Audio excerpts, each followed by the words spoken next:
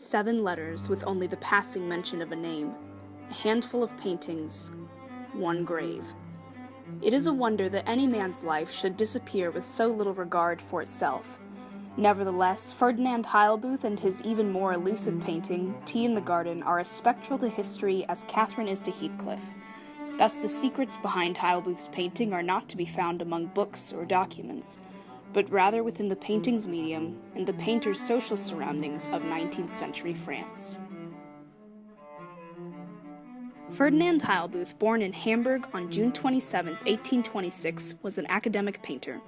Heilbooth studied painting under Charles Gleyre, who also taught renowned artists such as Claude Monet and Auguste Renoir. While documentation concerning the extent of Heilbooth's artistic career is nearly non-existent, he is mentioned admiringly in several letters penned by Vincent van Gogh. Bordered by an ornate wooden frame, perhaps the only thing more elusive than Mr. Heilbooth is his undated painting, Tea in the Garden. Heilbooth's style reflects the late 19th century transition from realism to impressionism, including both clearly delineated features and more vague representations, along with a wide range of color. The most prominent features of this painting, however, are the painting's medium and the large crack that extends across it. As one might expect, these two oddities are related. Using wood as a medium, also known as panel painting, is an ancient practice that can be traced back to ancient Greek and Roman cultures. However, it was quickly replaced by the lighter and cheaper canvas, making Heilbooth's use of wood a true mystery.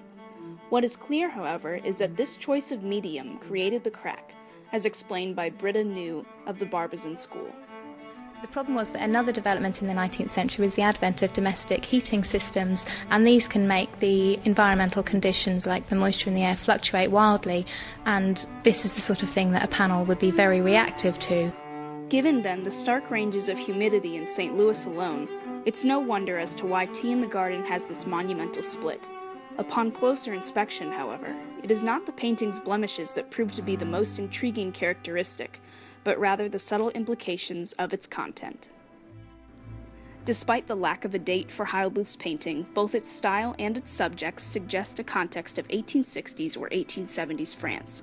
Tea in the Garden specifically focuses on the atmosphere for French women of this time. Despite a general spirit of democratization, lower-class women were still bound by sexist paradigms and were forced to find less conventional ways into higher society.